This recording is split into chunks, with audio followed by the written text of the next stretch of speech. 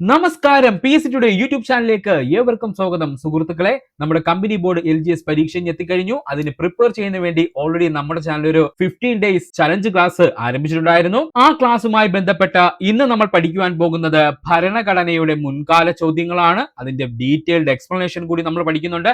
പ്രത്യേകിച്ച് 2025, 2026 കാലഘട്ടത്തിൽ കേരള PSC ഭരണഘടനയിൽ നിന്ന് ചോദിച്ചുള്ള പ്രധാനപ്പെട്ട ചോദ്യങ്ങൾ മുഴുവൻ നമ്മൾ ഇന്ന് പഠിക്കാൻ പോവുകയാണ്.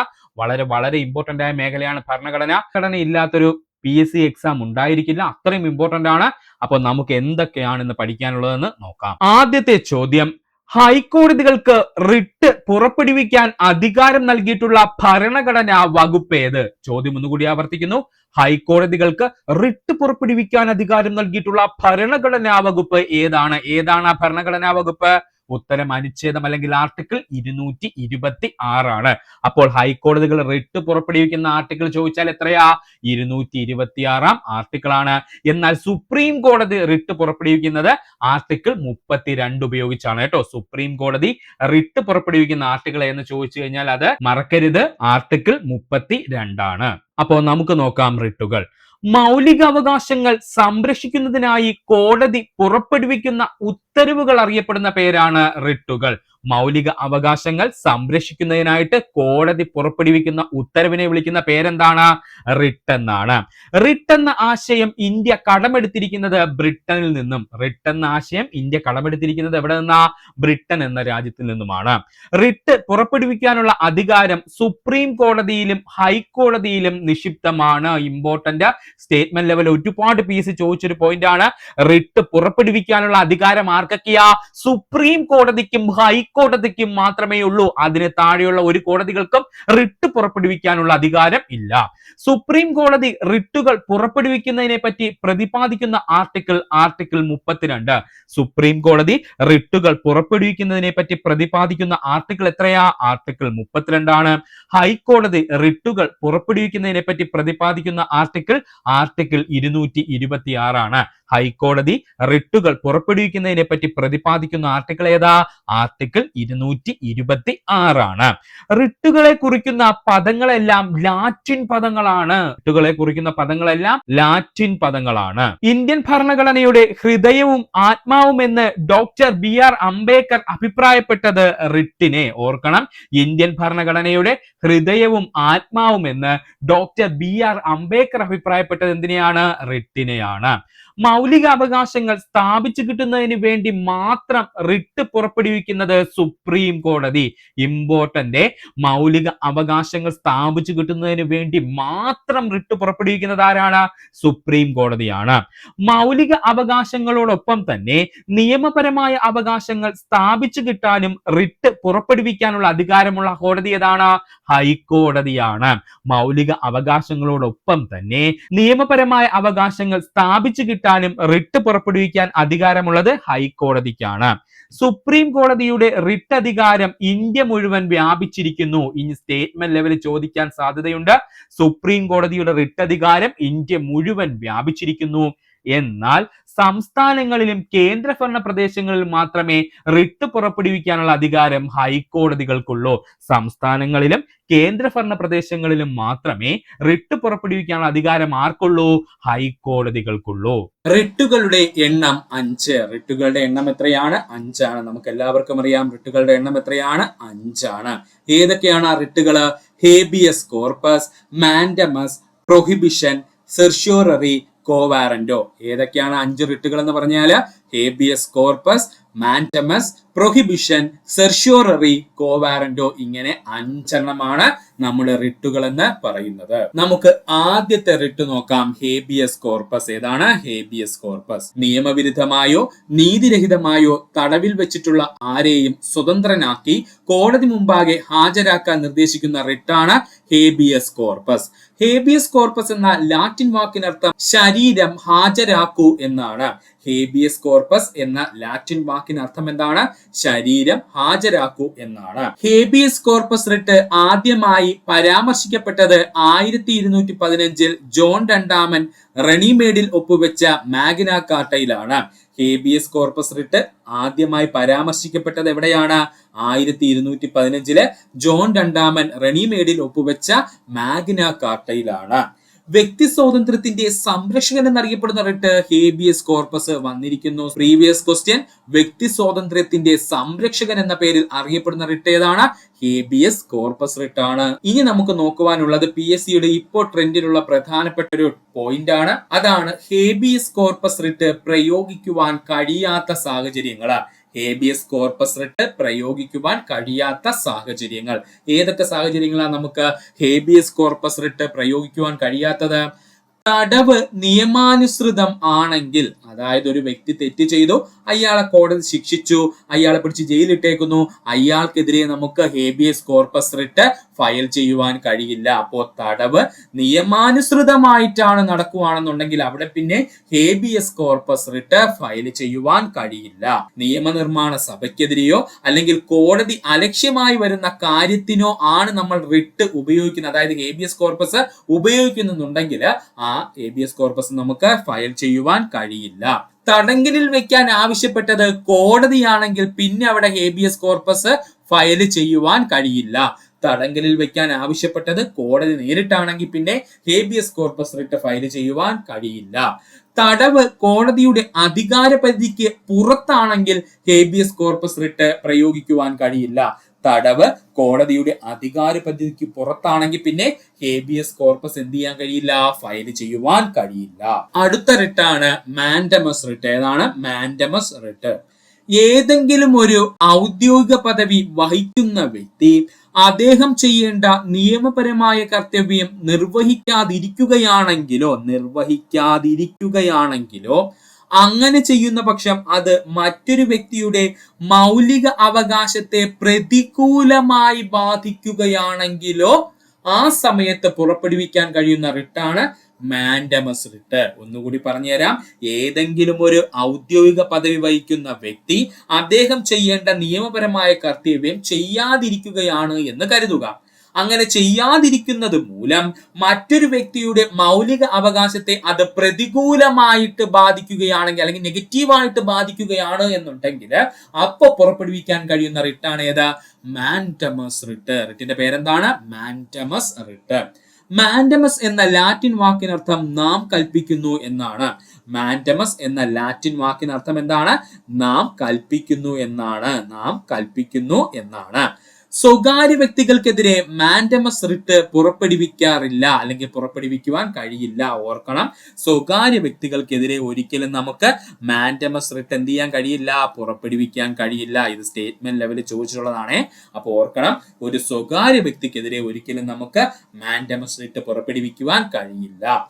രാഷ്ട്രപതി, ഗവർണർമാർ എന്നിവർക്കെതിരെ പുറപ്പെടുവിക്കുവാൻ കഴിയാത്ത റിട്ട് മാൻഡമസ് റിട്ട്. രാഷ്ട്രപതി, ഗവർണർ എന്നിവർക്കെതിരെ പുറപ്പെടുവിക്കുവാൻ കഴിയാത്ത റിട്ട് എന്ന് ചോദിച്ചാൽ അത് മാൻഡമസ് റിട്ട് ആണ്. അടുത്തതാണ് പ്രൊഹിബിഷൻ റിട്ട്. എന്താണ് പ്രൊഹിബിഷൻ റിട്ട്? ഒരു കോടതി അധികാര അതിർത്തി ലംഘിക്കുകയോ സ്വാഭാവിക നീതി നിയമങ്ങൾക്ക് അതീതമായി പ്രവർത്തിക്കുകയോ ചെയ്യുന്നതിനെതിരെ പ്രാഥമികമായി തടയുന്ന റിട്ടിനെയാണ് പ്രൊഹിബിഷൻ എന്ന പേരിൽ അറിയപ്പെടുന്നത്. അപ്പോൾ എന്താ പ്രൊഹിബിഷൻ റിട്ട് എന്ന് പറഞ്ഞു കഴിഞ്ഞാൽ? ഒരു കീഴ്ക്കോടതി അധികാര അതിർത്തി ലംഘിക്കുകയോ സ്വാഭാവിക നീതി നിയമങ്ങൾക്ക് അതീതമായി പ്രവർത്തിക്കുകയോ ചെയ്യുന്നതിനെതിരെ പ്രാഥമികമായി തടയുന്ന റിട്ടാണ് പ്രൊഹിബിഷൻ എന്നറിയപ്പെടുന്നത്. ഒരു ഉന്നത നീതിപീഠത്തിന്റെ പരിഗണനയിലിരിക്കുന്ന കേസുകൾ ആ സമയം ഏതെങ്കിലും കീഴ്ക്കോടതികൾ പരിഗണിച്ചാൽ ആ കേസ് നിർത്തിവെക്കാൻ ആവശ്യപ്പെട്ടുകൊണ്ട് മേൽക്കോടതിക്ക് ഉത്തരവ് നൽകാൻ കഴിയും. അതിനായി ഉപയോഗിക്കുന്ന റിട്ടാണ് പ്രൊഹിബിഷൻ റിട്ട്. ഓർക്കണം, ഒരു ഉന്നത നീതിപീഠം, എക്സാമ്പിൾ ആയിട്ട് പറഞ്ഞാൽ ഒരു ഹൈക്കോടതി ഒരു കേസ് എടുത്തിരിക്കുന്നതാണെന്ന് കരുതുക. അതേ സമയത്ത് തന്നെ ആ കേസ് ആരും എടുത്തു? ഒരു കീഴ്ക്കോടതിയും പരിഗണിച്ചു എന്ന് കരുതുക. അങ്ങനെയാണെങ്കിൽ ഹൈക്കോടതി ആ കീഴ്ക്കോടതിയുടെ അടുത്ത് പറയും, എന്റെ കയ്യിലിരിക്കുന്ന കേസാണ്, നിങ്ങൾ ഈ കേസ് പരിഗണിക്കാൻ പാടില്ല എന്ന്. അങ്ങനെ പറയുന്നത് ഏത് രീതിയിലാ? പ്രൊഹിബിഷൻ റിട്ടുകൾ ഉപയോഗിച്ചാണ്. കീഴ്ക്കോടതികൾക്കെതിരെയോ അല്ലെങ്കിൽ കോടതിയുമായി ബന്ധപ്പെട്ട അധികാരികൾക്കെതിരെയോ ആയിരിക്കും സാധാരണയായിട്ട് പ്രൊഹിബിഷൻ റിട്ട് പുറപ്പെടുവിക്കുന്നത്. ഓർത്തോളണേ, കീഴ്ക്കോടതിക്കെതിരാണെന്നുള്ളത് നമുക്കറിയാം. ഇനി കീഴ്ക്കോടതിക്കെതിരെ മാത്രമാണോ? അല്ല, ആ കോടതിയുമായി ബന്ധപ്പെട്ടിരിക്കുന്ന അധികാരിക്കെതിരെയോ ആയിരിക്കാം നമുക്ക് എന്ത് പുറപ്പെടുവിക്കാൻ കഴിയുന്നത്? ഈ പറഞ്ഞിരിക്കുന്ന പ്രൊഹിബിഷൻ റിട്ട് പുറപ്പെടുവിക്കുവാൻ കഴിയുന്നത്. ജുഡീഷ്യൽ, ക്വാസി ജുഡീഷ്യൽ സ്ഥാപനങ്ങൾക്കെതിരെ പ്രൊഹിബിഷൻ പുറപ്പെടുവിക്കുവാൻ കഴിയും. ജുഡീഷ്യൽ, ക്വാസി ജുഡീഷ്യൽ സ്ഥാപനങ്ങൾക്കെതിരെ പ്രൊഹിബിഷൻ നമുക്ക് പുറപ്പെടുവിക്കുവാൻ കഴിയുന്നതാണ്. സ്റ്റേ ഓർഡർ എന്ന പേരിൽ അറിയപ്പെടുന്ന റിട്ട് പ്രൊഹിബിഷൻ. സ്റ്റേ ഓർഡർ എന്ന പേരിൽ അറിയപ്പെടുന്ന റിട്ട് ഏതാണ്? പ്രൊഹിബിഷൻ ആണ്. നിയമവിരുദ്ധവും നീതിരഹിതവുമായ വിചാരണ തടയാനായി പുറപ്പെടുവിക്കുന്ന റിട്ട് പ്രൊഹിബിഷൻ ആണ്. നിയമവിരുദ്ധവും നീതിരഹിതവുമായ വിചാരണ തടയാനായി പുറപ്പെടുവിക്കുന്ന റിട്ട് ഏതാണ്? പ്രൊഹിബിഷൻ ആണ്. വിലക്കുക എന്ന അർത്ഥം വരുന്ന റിട്ട് പ്രൊഹിബിഷൻ ആണ്. വിലക്കുക എന്ന അർത്ഥം വരുന്ന റിട്ട് ഏതാ? പ്രൊഹിബിഷൻ ആണ്. Prevention is better than cure എന്ന പഴമൊഴി അടിസ്ഥാനമായി വരുന്ന റിട്ട് പ്രൊഹിബിഷൻ ആണ്. ഇത് പ്രീവിയസ് ആയി ചോദിച്ചിട്ടുണ്ട് PSC. Prevention is better than cure എന്ന പഴമൊഴി അടിസ്ഥാനമായി വരുന്ന റിട്ട് ഏതാണ്? പ്രൊഹിബിഷൻ ആണ്. അടുത്ത റിട്ടാണ് സെർഷ്യോററി. അടുത്ത റിട്ടിന്റെ പേരെന്താണ്? സെർഷ്യോററി. ഒരു കേസ് കീഴ്ക്കോടതിയിൽ നിന്നും മേൽക്കോടതിയിലേക്ക് മാറ്റാൻ ഉത്തരവിടുന്ന റിട്ട് സെർഷ്യോററി റിട്ട്. ഒരു കേസ് കീഴ്ക്കോടതിയിൽ നിന്നും മേൽക്കോടതിയിലേക്ക് മാറ്റാൻ ഉത്തരവിടുന്ന റിട്ട് സെർഷ്യോററി റിട്ട്. സെർഷ്യോററി എന്ന ലാറ്റിൻ വാക്കിനർത്ഥം സാക്ഷ്യപ്പെടുത്തുക അല്ലെങ്കിൽ പൂർണ്ണ വിവരം നൽകുക എന്നാണ്. സെർഷ്യോററി എന്ന ലാറ്റിൻ വാക്കിനർത്ഥം എന്താണ്? സാക്ഷ്യപ്പെടുത്തുക അല്ലെങ്കിൽ പൂർണ്ണ വിവരം നൽകുക എന്നതാണ്. മേൽക്കോടതിയുടെ വിലയിരുത്തുന്നതിനായി കീഴ്ക്കോടതിയുടെ പരിഗണനയിലിരിക്കുന്ന കേസിന്റെ നടപടി രേഖകൾ വിട്ടുകിട്ടുന്നതിനാണ് സെർഷ്യോററി റിട്ട് ഉപയോഗിക്കുന്നത്. മേൽക്കോടതിക്ക് ഏതെങ്കിലും ഒരു കീഴ്ക്കോടതിയിലെ കേസ് വിലയിരുത്തുന്നതിന് വേണ്ടിയിട്ട് കീഴ്ക്കോടതിയിലിരിക്കുന്ന കേസിന്റെ പ്രധാനപ്പെട്ട രേഖകളെല്ലാം എവിടെ എത്തണം? മേൽക്കോടതിയിൽ എത്തേണ്ടതുണ്ട്. അതിനു വേണ്ടിയിട്ട് മേൽക്കോടതികൾ ഉപയോഗിക്കുന്ന റിട്ട് ഏതാണ്? സെർഷ്യോററി റിട്ടാണ്. ആദ്യകാലങ്ങളിൽ സെർഷ്യോററി റിട്ട് ക്രിമിനൽ കേസുകൾക്ക് മാത്രമായിരുന്നു പുറപ്പെടുവിച്ചിരുന്നത്. ഇപ്പോൾ സിവിൽ കേസുകൾക്കും ഉപയോഗിക്കുന്നു. ഇത് സ്റ്റേറ്റ്മെന്റ് ലെവലിൽ ചോദിക്കും. ഓർക്കണം, ആദ്യകാലങ്ങളിൽ സെർഷ്യോററി റിട്ട് എന്ന് പറയുന്നത് ക്രിമിനൽ കേസുകൾക്ക് മാത്രമായിരുന്നു പുറപ്പെടുവിച്ചിരുന്നത് എങ്കിൽ ഇപ്പോൾ സിവിൽ കേസുകൾക്കും എന്ത് ഉപയോഗിക്കാറുണ്ട്? സെർഷ്യോററി റിട്ട് ഉപയോഗിക്കാറുണ്ട്. ജുഡീഷ്യൽ, ക്വാസി ജുഡീഷ്യൽ സ്ഥാപനങ്ങൾക്കെതിരെയും സെർഷ്യോററി റിട്ട് ഉപയോഗിക്കുവാൻ കഴിയും. ജുഡീഷ്യൽ, ക്വാസി ജുഡീഷ്യൽ സ്ഥാപനങ്ങൾക്കെതിരെയും സെർഷ്യോററി നമുക്ക് അല്ലെങ്കിൽ റിട്ട് ഉപയോഗിക്കുവാൻ കഴിയും. അടുത്തതാണ് ക്യോ വാറന്റോ. എന്താണ് ക്യോ വാറന്റോ റിട്ട്? ഒരു വ്യക്തി അയാൾക്ക് അർഹമല്ലാത്ത ഉദ്യോഗം വഹിക്കുന്നതിനെ തടയുവാനുള്ള റിട്ടാണ് ക്യോ വാറന്റോ റിട്ട്. ഒരു വ്യക്തി അയാൾക്ക് അർഹമല്ലാത്ത ഉദ്യോഗം വഹിക്കുന്നതിനെതിരെ തടയുന്നതിനുള്ള റിട്ടാണ് എന്ത്? ക്യോ വാറന്റോ റിട്ട് എന്ന് പറയുന്നത്. പൊതു താൽപര്യ സംരക്ഷണാർത്ഥം ഏതൊരു ഇന്ത്യൻ പൗരനും റിട്ടിലൂടെ ഹർജികൾ സമർപ്പിക്കാവുന്നതാണ്. അപ്പോ ക്യോ വാറന്റോ റിട്ടിന്റെ പ്രത്യേകത എന്താണ്? പൊതു താൽപര്യം സംരക്ഷണാർത്ഥം ഏതൊരു ഇന്ത്യൻ പൗരനും റിട്ടിലൂടെ ഹർജികൾ സമർപ്പിക്കാവുന്നതാണ്. അത് ശരിയാണെന്ന് കോടതിക്ക് ബോധ്യമായ പ്രസ്തുത വ്യക്തിയെ നീക്കം ചെയ്തുകൊണ്ടുള്ള ഉത്തരവ് പുറപ്പെടുവിക്കാൻ ഉയർന്ന കോടതികൾക്ക് അധികാരമുണ്ട്. അപ്പോൾ പൊതു താൽപര്യം സംരക്ഷണാർത്ഥം ഏതൊരു ഇന്ത്യൻ പൗരനും നമ്മുടെ ക്യോ വാറന്റോ റിട്ട് കോടതിക്ക് സമർപ്പിക്കാവുന്നതാണ്. കോടതി അതെന്ത് ചെയ്യും? കൃത്യമായിട്ട് അനലൈസ് ചെയ്യും. എന്നിട്ട് നമ്മൾ പറയുന്ന അല്ലെങ്കിൽ കൊടുത്തത് ശരിയാണെന്ന് കോടതിക്ക് ബോധ്യമായി കഴിഞ്ഞാൽ ഏത് വ്യക്തിക്കെതിരെയാണോ ക്യോ വാറന്റോ നമ്മൾ പുറപ്പെടുവിച്ചത് ആ വ്യക്തിയെ നീക്കം ചെയ്തുകൊണ്ടുള്ള ഉത്തരവ് ആര് പുറപ്പെടുവിക്കും? ഉയർന്ന കോടതികളായിട്ടുള്ള ഹൈക്കോടതികൾ എന്ത് ചെയ്യും? പുറപ്പെടുവിക്കുകയും ചെയ്യും. ക്യോ വാറന്റോ എന്ന പദത്തിനർത്ഥം എന്ത് അധികാരത്തിൽ. ക്യോ വാറന്റോ എന്ന പദത്തിനർത്ഥം എന്താണ്? എന്ത് അധികാരത്തിൽ എന്നാണ്. സ്വകാര്യ വ്യക്തികൾക്കെതിരെയും ക്യോ വാറന്റോ റിട്ട് ഉപയോഗിക്കുവാൻ കഴിയും. സ്റ്റേറ്റ്മെന്റ് ലെവൽ ഓർത്തോളണം. സ്വകാര്യ വ്യക്തികൾക്കെതിരെയും നമുക്ക് ക്യോ വാറന്റോ റിട്ട് ഉപയോഗിക്കുവാൻ കഴിയുന്നതാണ്. സ്വകാര്യ വ്യക്തികൾക്കെതിരെ പുറപ്പെടുവിക്കാൻ കഴിയാത്ത റിട്ടുകൾ ഏതൊക്കെയാണെന്ന് ചോദിച്ചാൽ മാൻഡമസ്, സെർഷ്യോററി, പ്രൊഹിബിഷൻ എന്നിവയാണ്. സ്വകാര്യ വ്യക്തികൾക്കെതിരെ പുറപ്പെടുവിക്കാൻ കഴിയാത്ത റിട്ടുകൾ ഏതാണ്? മാൻഡമസ്, സെർഷ്യോററി, പ്രൊഹിബിഷൻ എന്നിവയാണ്. ഇത് +2 ലെവലിൽ ചോദിച്ചതാണ്. വീണ്ടും പറയുന്നു, സ്വകാര്യ വ്യക്തികൾക്കെതിരെ പുറപ്പെടുവിക്കാൻ കഴിയാത്ത റിട്ടുകൾ ഏതൊക്കെയാണ്? മാൻഡമസ്, സെർഷ്യോററി, പ്രൊഹിബിഷൻ എന്നിവയാണ്. ശ്രീ പത്മനാഭസ്വാമി ക്ഷേത്രവുമായി ബന്ധപ്പെട്ട് സുപ്രീം കോടതി പുറപ്പെടുവിച്ച റിട്ട് ക്യോ വാറന്റോയാണ്. പത്മനാഭസ്വാമി ക്ഷേത്രവുമായി ബന്ധപ്പെട്ട് സുപ്രീം കോടതി പുറപ്പെടുവിച്ച റിട്ട് ഏത് എന്ന് ചോദിച്ചാൽ അത് ക്യോ വാറന്റോ റിട്ട് ആണ്. അടുത്ത ചോദ്യം, അന്യമായി തടങ്കലിൽ വെച്ചിരിക്കുന്ന ഒരു വ്യക്തിയെ ഹാജരാക്കുന്നതിനായി സുപ്രീം കോടതി പുറപ്പെടുവിക്കുന്ന റിട്ട് ഏതാണ്? ഇത്രയും നേരം നമ്മൾ പറഞ്ഞ റിട്ടിൽ ഏതാ സുഹൃത്തുക്കളെ? അന്യമായി ഒരാളെ തടങ്കലിൽ വെച്ച് കഴിഞ്ഞാൽ അയാളെ ഹാജരാക്കാനായിട്ട് സുപ്രീം കോടതി പുറപ്പെടുവിക്കുന്ന റിട്ട്, അത് ഓപ്ഷൻ എ എന്താണ്? ഹേബിയസ് കോർപ്പസ് ആണ്. ഹേബിയസ് കോർപ്പസ് റിട്ട് ആണ്. അടുത്ത ചോദ്യം, താഴെ പറയുന്നവരിൽ ഇന്ത്യയുടെ ഭരണഘടനാ നിർമ്മാണ സഭയിൽ അംഗങ്ങളായിട്ടുള്ള വനിതകൾ ആരെല്ലാം? നമുക്ക് നോക്കാം ആരെല്ലാമാണെന്ന്. അമ്മു സ്വാമിനാഥൻ ഭരണഘടനാ നിർമ്മാണ സഭയിൽ ഉണ്ടായിരുന്നു. ദാക്ഷായണി വേലായുധൻ ഭരണഘടനാ നിർമ്മാണ സഭയുടെ അംഗമായിരുന്നു. രാജ്കുമാരി അമൃത്കറും ഇന്ത്യൻ ഭരണഘടനയുടെ നിർമ്മാണ സഭയിൽ ഉണ്ടായിരുന്നു.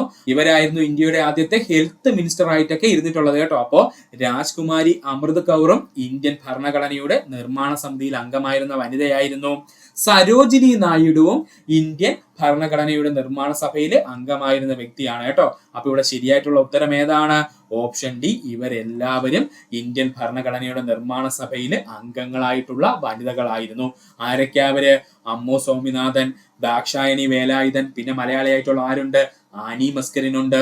അതുപോലെ ഇപ്പോ പറയുന്നു രാജ്കുമാരി അമൃത് കൗർ ഉണ്ട്. അവരുടെ പ്രത്യേകത എന്താ? ഇന്ത്യയിലെ ആദ്യത്തെ ഹെൽത്ത് മിനിസ്റ്റർ ആയിട്ടിരുന്ന വ്യക്തിയാണ് ആരാ? രാജ്കുമാരി അമൃത് കൗർ എന്ന് പറയുന്നത്. അതുപോലെ ആരുമുണ്ട്? സരോജിനി നായിഡുവും ഇന്ത്യൻ ഭരണഘടനാ നിർമ്മാണ സഭയിലെ അംഗമായിരുന്ന വനിതകളിൽ ഒരാളാണ്. നമുക്ക് നോക്കാം ഭരണഘടനാ നിയമ നിർമ്മാണ സമിതി. വളരെ വളരെ ഇമ്പോർട്ടന്റ് ആയ ഒരു ടോപ്പിക്കാണ്. പ്രത്യേകിച്ച് 10th ലെവൽ പ്രിലിംസിന് ഈ ഭാഗം പഠിക്കാതെ പോവരുത്. ഒരുപാട് ചോദ്യങ്ങൾ ഈ ഭാഗത്ത് നിന്ന് ചോദിക്കും. ഭരണഘടനാ നിയമ നിർമ്മാണ സമിതി. ഭരണഘടനാ നിയമ നിർമ്മാണ സഭ രൂപീകൃതമായത് 1946 ഡിസംബർ 6. ഭരണഘടന നിയമ നിർമ്മാണ സഭ രൂപീകൃതമായത് 1946 ഡിസംബർ മാസം 6-ാം തീയതി.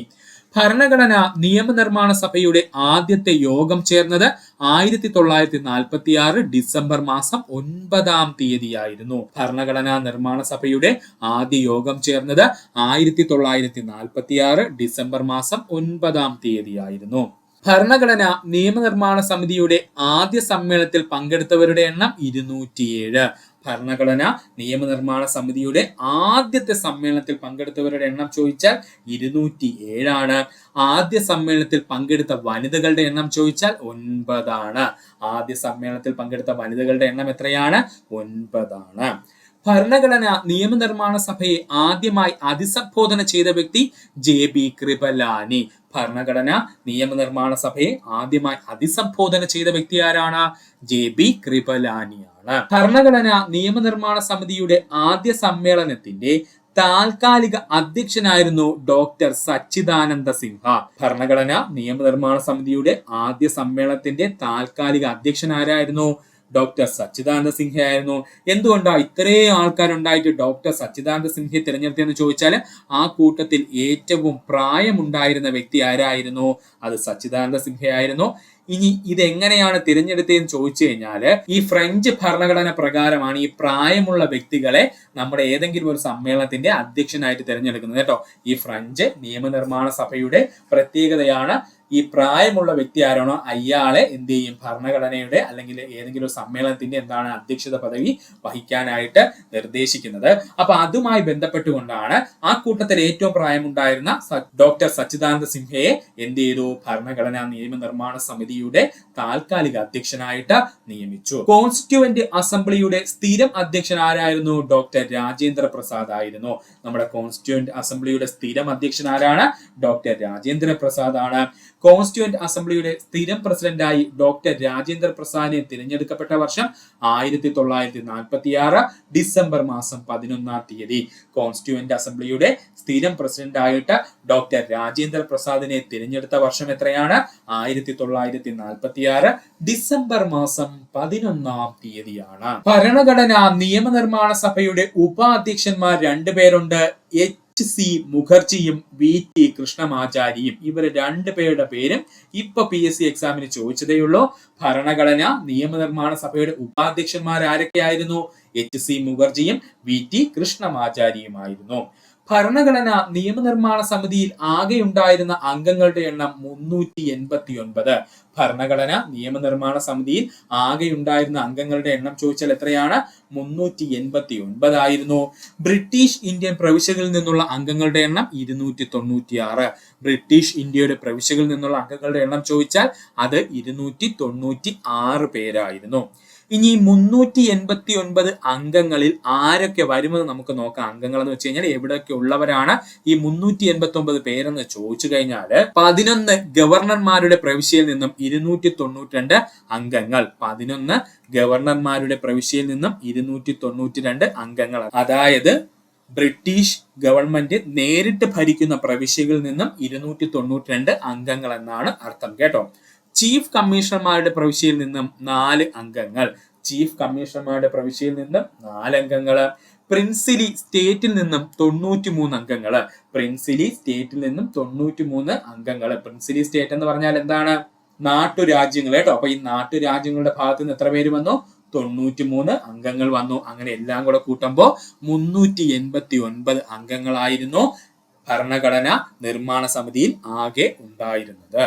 ഇന്ത്യൻ വിഭജനത്തിന് ശേഷം അംഗങ്ങളുടെ എണ്ണം ചോദിച്ചു കഴിഞ്ഞാൽ അത് 299 പേരായിരുന്നു. ഇന്ത്യ വിഭജനത്തിന് ശേഷം നമ്മുടെ ഭരണഘടനാ നിയമനിർമ്മാണ സമിതിയുടെ അംഗങ്ങളുടെ എണ്ണം ചോദിച്ചു കഴിഞ്ഞാൽ അത് 299 ആയിട്ട് മാറി. ചിലപ്പോ ഈ ഭാഗത്ത് നിന്നൊരു ചോദ്യം PSC ചോദിക്കാൻ സാധ്യതയുണ്ട്. അതായത് നമ്മുടെ പാകിസ്ഥാൻ ഉണ്ടല്ലോ, പാകിസ്ഥാൻ ഭരണഘടനാ നിയമനിർമ്മാണ സഭ രൂപീകരിച്ച വർഷം ചോദിച്ചാൽ 1947 ജൂൺ മാസം 3-ാം തീയതിയാണ് കേട്ടോ. ഭരണഘടനാ നിയമനിർമ്മാണ സമിതിയിലെ വനിതാ അംഗങ്ങളുടെ എണ്ണം 17. അതായത് മൊത്തം വനിതകളുടെ എണ്ണം എത്രയെന്ന് ചോദിച്ചാൽ 17 ആണ് കേട്ടോ. ഭരണഘടനാ നിയമനിർമ്മാണ സമിതിയിലെ മൊത്തം വനിതകളുടെ എണ്ണം എത്രയായിരുന്നു? 17 ആയിരുന്നു. എന്നാൽ വിഭജനത്തിന് ശേഷം അത് 15 ചുരുങ്ങുകയും ചെയ്തു. അപ്പൊ ഭരണഘടനാ നിയമനിർമ്മാണ സമിതിയിൽ മൊത്തം എത്ര വനിതകൾ ഉണ്ടായിരുന്നു? 17 വനിതകൾ ഉണ്ടായിരുന്നു. ഇന്ത്യ വിഭജനം, അതായത് ഇന്ത്യ പാകിസ്ഥാൻ രാജ്യങ്ങൾ രൂപീകരിച്ച് അല്ലെങ്കിൽ വിഭജിച്ചു പോയതിനു ശേഷം എത്ര വനിതകളായിട്ട് അത് ചുരുങ്ങി? 15 വനിതകളായിട്ട് ചുരുങ്ങി. ഭരണഘടനാ നിയമനിർമ്മാണ സമിതിയിലെ മലയാളി അംഗങ്ങളുടെ എണ്ണം 17.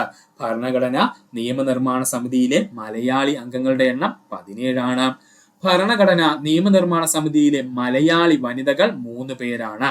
ഭരണഘടനാ നിയമനിർമ്മാണ സമിതിയിലെ മലയാളി വനിതകൾ ആരൊക്കെയായിരുന്നു? ആ 3 പേര് ഓർത്തു നോക്കിയേ. അമ്മു സ്വാമിനാഥൻ, ആനി മസ്കരിൻ, ദാക്ഷായണി വേലായുധൻ. ഇങ്ങനെ 3 പേരായിരുന്നു ആ മലയാളി വനിതകള്. ഭരണഘടനാ നിയമനിർമ്മാണ സമിതി സ്വതന്ത്ര ഇന്ത്യയുടെ നിയമനിർമ്മാണ സമിതിയായത് 1947 ഓഗസ്റ്റ് 15 അന്നാണ് നമ്മുടെ ഇന്ത്യക്ക് സ്വാതന്ത്ര്യം ലഭിക്കുന്നത്.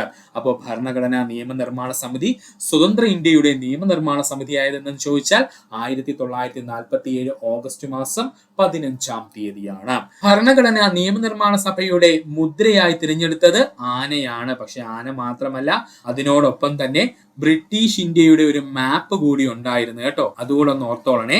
അപ്പോ ഭരണഘടനാ നിയമനിർമ്മാണ സഭയുടെ മുദ്രയായി തിരഞ്ഞെടുത്തത് ആനയും അതിനോടൊപ്പം തന്നെ ബ്രിട്ടീഷ് ഇന്ത്യയുടെ മാപ്പുമായിരുന്നു. ദേശീയ നിയമ ദിനമായി നമ്മൾ ആചരിക്കുന്നത് നവംബർ 26 ആണ്. ദേശീയ നിയമ ദിനമായി നമ്മൾ ആചരിക്കുന്നത് നവംബർ 26 ആണ്. ദേശീയ ഭരണഘടനാ ദിനമായി നമ്മൾ ആചരിക്കുന്നത് നവംബർ 26 തന്നെയാണ്. ദേശീയ ഭരണഘടനാ ദിനമായി നമ്മൾ ആചരിക്കുന്നത് നവംബർ 26 തന്നെയാണ്. നമുക്ക് നോക്കാം ഭരണഘടനാ നിയമനിർമ്മാണ സഭയിലെ മലയാളി അംഗങ്ങൾ. ഭരണഘടനാ നിയമനിർമ്മാണ സഭയിലെ മലയാളി അംഗങ്ങൾ: തിരുവിതാംകൂറിൽ നിന്നും Pattom Thanu Pillai, R Shankar, PS Nataraja Pillai, KA Muhammad. ഭരണഘടനാ നിർമ്മാണ സഭയിലെ മലയാളി അംഗങ്ങളിൽ തിരുവിതാംകൂറിനെ പ്രതിദാനം ചെയ്തത് ആരൊക്കെയാ? Pattom Thanu Pillai, R Shankar, PS Nataraja Pillai, KA Muhammad. കൊച്ചിയെ പ്രതിദാനം ചെയ്തത് പനമ്പള്ളി ഗോവിന്ദമേനോൻ. കൊച്ചിയെ പ്രതിദാനം ചെയ്തത് ആരായിരുന്നു? പനമ്പള്ളി ഗോവിന്ദമേനോനായിരുന്നു. മദ്രാസിനെ പ്രതിദാനം ചെയ്തത് K Madhava Menon, PK Kunhiraman, KTM Ahammad Ibrahim, B Pokker, AK Mohan, Abdul Sathar Haji, Muhammad Ismail Sahib. Madras എന്നത് പറഞ്ഞുകൊണ്ട് ഉദ്ദേശിക്കുന്നത് എന്താണ്? നമ്മുടെ മലബാർ വരുന്ന പ്രദേശങ്ങളില്ലേ, അവിടെ നിന്നൊക്കെ നമ്മുടെ ഇന്ത്യൻ ഭരണഘടനാ നിർമ്മാണ സമിതിയിൽ അംഗങ്ങളായിട്ടുള്ള മലയാളികൾ ഉണ്ടായിരുന്നു. അവരെ മൊത്തത്തില് മദ്രാസ് മേഖല എന്ന് പറഞ്ഞിട്ടാണ് ബ്രിട്ടീഷുകാർ കൊണ്ട് അവിടെ ഇരുത്തിയത്. അപ്പൊ ആരൊക്കെയായിരുന്നു ആ വ്യക്തിത്വങ്ങള്? K Madhava Menon, P Kunhiraman, KTM Ahammad Ibrahim, B Pocker, AK Mohan, Abdul Sathar Haji, Muhammad Ismail Sahib എന്നിവരാണ്. യുണൈറ്റഡ് പ്രൊവിൻസസിൽ നിന്നും ഡോക്ടർ ജോൺ മത്തായി, അദ്ദേഹം മലയാളിയാണ് കേട്ടോ. യുണൈറ്റഡ് പ്രൊവിൻസസിൽ നിന്നും ആരുണ്ടായിരുന്നു മലയാളിയായിട്ട്? ഡോക്ടർ ജോൺ മത്തായി ഉണ്ടായിരുന്നു. ഇനി പ്രധാനപ്പെട്ട 3 വനിതകൾ കൂടി നമുക്ക് പഠിക്കേണ്ടതുണ്ട് മലയാളികള്. നമ്മൾ ഓൾറെഡി പറഞ്ഞു കഴിഞ്ഞു. ആനി മസ്കരീൻ എവിടെയാ? തിരുവിതാംകൂറിനെയാണ് പ്രതിനിധാനം ചെയ്തത്. ഈ പ്രതിനിധാനം ചെയ്തത് കൃത്യമായിട്ട് ചോദിക്കും. ആനി മസ്കരീൻ എവിടെയാ പ്രതിനിധാനം ചെയ്തത്? തിരുവിതാംകൂറിനെയാണ്. അമ്മു സ്വാമിനാഥനും ദാക്ഷായണി വേലായുധനും മദ്രാസിനെയാണ് പ്രതിനിധാനം ചെയ്തത്.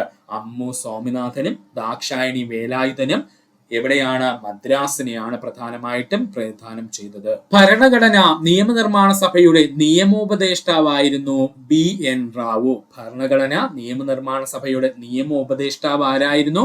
BN റാവു ആയിരുന്നു. അന്താരാഷ്ട്ര നീതിന്യായ കോടതിയിൽ നാമനിർദ്ദേശം ചെയ്യപ്പെട്ട ആദ്യ ഭാരതീയൻ എന്നറിയപ്പെടുന്നത് BN റാവു ആണ്. അന്താരാഷ്ട്ര നീതിന്യായ കോടതിയിൽ നാമനിർദ്ദേശം ചെയ്യപ്പെട്ട ആദ്യ ഭാരതീയൻ എന്നറിയപ്പെടുന്നത് BN റാവു ആണ്. മ്യാൻമറിന്റെ ഭരണഘടനാ നിർമ്മാണ സഭയുടെ നിയമോപദേശകനായ ഇന്ത്യക്കാരൻ BN റാവു ആണ്. സ്റ്റേറ്റ്മെന്റ് ലെവല് ആളെപ്പറ്റിയൊക്കെ ചോദിക്കും, ഓർത്തോളണം. മ്യാൻമറിന്റെ ഭരണഘടനാ നിർമ്മാണ സഭയുടെ നിയമോപദേശകനായിരുന്ന ഇന്ത്യക്കാരൻ ആരായിരുന്നു? BN റാവു ആയിരുന്നു. ഈ ലാസ്റ്റ് ആയിട്ട് നമുക്ക് നോക്കേണ്ടതാണ് ഭരണഘടനാ നിയമനിർമ്മാണ സഭയും അംഗീകാരവും. ഭരണഘടനാ നിയമനിർമ്മാണ സഭയും അംഗീകാരവും. ഭരണഘടനാ നിയമനിർമ്മാണ സഭ ദേശീയ പതാകയെ അംഗീകരിച്ചത് 1947 ജൂലൈ 22.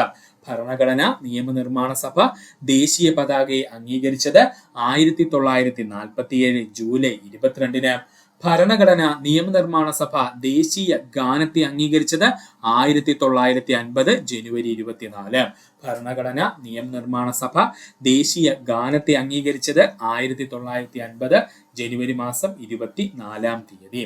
ഭരണഘടനാ നിയമനിർമ്മാണ സഭ ദേശീയ ഗീതത്തെ അംഗീകരിച്ചത് 1950 ജനുവരി 24. ഭരണഘടനാ നിയമനിർമ്മാണ സഭ ദേശീയ ഗീതത്തെ അംഗീകരിച്ചത് 1950 ജനുവരി മാസം 24-ാം തീയതി. ഭരണഘടനാ നിയമനിർമ്മാണ സഭ ദേശീയ മുദ്രയെ അംഗീകരിച്ചത് 1950 ജനുവരി 26-ാം തീയതി. ഭരണഘടനാ നിയമനിർമ്മാണ സഭ ദേശീയ മുദ്രയെ അംഗീകരിച്ചത് 1950 ജനുവരി മാസം 26-ാം തീയതി. ഭരണഘടനാ നിയമനിർമ്മാണ സഭ ദേശീയ കലണ്ടറിനെ അംഗീകരിച്ചത് 1957 മാർച്ച് 22. ഭരണഘടനാ നിയമനിർമ്മാണ സഭ ദേശീയ കലണ്ടറിനെ അംഗീകരിച്ചത് 1957 മാർച്ച് മാസം 22-ാം തീയതിയാണ്. അടുത്ത ചോദ്യം, താഴെ പറയുന്നവയിൽ ഇന്ത്യൻ ഭരണഘടനയിൽ നിലവിലുള്ള മൗലിക അവകാശങ്ങളുടെ പട്ടികയിൽ ഉൾപ്പെടാത്തത് ഏതാണ്? നമുക്ക് എല്ലാവർക്കും അറിയാവുന്നതായിരിക്കും. ഏതാണ് ആ മൗലിക അവകാശങ്ങളിൽ പെടാത്ത ഒരേ ഒരു വ്യക്തി? നമ്മൾ എടുത്തു കളഞ്ഞത് ആരെയാണ്?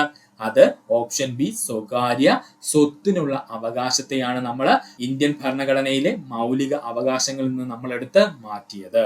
അപ്പോ നമുക്ക് നോക്കാം മൗലിക അവകാശങ്ങൾ. എക്സാം ഓറിയന്റഡ് ആയിട്ട് മാത്രമേ നമ്മൾ നോക്കുന്നുള്ളൂ. മൗലിക അവകാശങ്ങൾ ഒരു പൗരന്റെ അടിസ്ഥാനപരമായ അവകാശമാണ് മൗലിക അവകാശങ്ങൾ. ഒരു പൗരന് ലഭിക്കേണ്ട അടിസ്ഥാനപരമായിട്ടുള്ള അവകാശങ്ങളെ നമുക്ക് എന്തെന്ന് പറയാം? മൗലിക അവകാശങ്ങൾ എന്ന് പറയാം. മൗലിക അവകാശങ്ങളുടെ ശില്പി എന്നറിയപ്പെടുന്നത് സർദാർ വല്ലഭായ് പട്ടേൽ. മൗലിക അവകാശങ്ങളുടെ ശില്പി എന്നറിയപ്പെടുന്നത് ആരെയാ? സർദാർ വല്ലഭായ് പട്ടേലിനെയാണ്. ഭരണഘടനയിൽ മൗലിക അവകാശങ്ങൾ ഉൾപ്പെടുത്തിയിരിക്കുന്ന ഭാഗം 3 ആണ്. ഭരണഘടനയിൽ മൗലിക അവകാശങ്ങളെ ഉൾപ്പെടുത്തിയിരിക്കുന്ന ഭാഗം ഏതാ? ഭാഗം 3 ആണ്.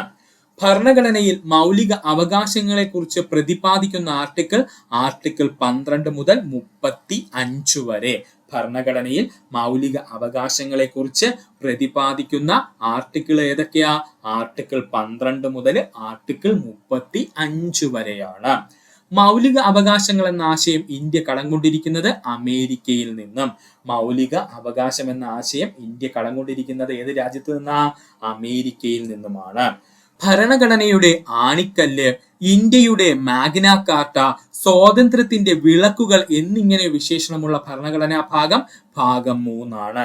ഭരണഘടനയുടെ ആണിക്കല്ല്, ഇന്ത്യയുടെ മാഗ്ന കാർട്ട, സ്വാതന്ത്ര്യത്തിന്റെ വിളക്കുകൾ എന്നിങ്ങനെ വിശേഷണമുള്ള ഭരണഘടനാ ഭാഗം ചോദിച്ചാൽ അത് ഭാഗം 3 ഈ പറഞ്ഞിരിക്കുന്ന പോയിന്റ് മുഴുവനും PSC പ്രീവിയസ് ആയിട്ട് ചോദിച്ചതാണ്. ഒരൊറ്റ പോയിന്റ് പോലും നമുക്ക് പഠിക്കാതെ പോവാൻ പറ്റില്ല. മൗലിക അവകാശങ്ങൾ നടപ്പിലാക്കാൻ ഒരു ഇന്ത്യൻ പൗരന് കോടതിയെ സമീപിക്കുവാനും മൗലിക അവകാശങ്ങളുടെ സംരക്ഷണാർത്ഥം സുപ്രീം കോടതിയിലോ ഹൈക്കോടതിയിലോ നേരിട്ട് കേസ് ഫയൽ ചെയ്യുവാനും കഴിയും. മൗലിക അവകാശങ്ങൾ നടപ്പിലാക്കാൻ ഒരു ഇന്ത്യൻ പൗരന് കോടതിയെ സമീപിക്കുവാൻ കഴിയും. മൗലിക അവകാശങ്ങളുടെ സംരക്ഷണാർത്ഥം സുപ്രീം കോടതിയിലോ ഹൈക്കോടതിയിലോ ഒരു പൗരന് നേരിട്ട് കേസ് ഫയൽ ചെയ്യുവാനും കഴിയും. മൗലിക അവകാശങ്ങളുടെ സംരക്ഷകൻ എന്നറിയപ്പെടുന്നത് സുപ്രീം കോടതിയും ഹൈക്കോടതിയുമാണ്. മൗലിക അവകാശങ്ങളുടെ സംരക്ഷകൻ എന്നറിയപ്പെടുന്നത് സുപ്രീം കോടതിയും പറയാം, നമുക്ക് ഹൈക്കോടതിയും പറയാം. അടിയന്തരാവസ്ഥ കാലത്ത് മൗലിക അവകാശങ്ങൾക്ക് നിയന്ത്രണം ഏർപ്പെടുത്തുന്നു. സ്റ്റേറ്റ്മെന്റ് ലെവലിൽ ചോദിച്ച് നമ്മളെ കൊഴുപ്പിക്കുന്ന പരിപാടിയാണ് കേട്ടോ. അടിയന്തരാവസ്ഥ കാലത്ത് മൗലിക അവകാശങ്ങൾക്ക് നിയന്ത്രണം ഏർപ്പെടുത്തുന്നു.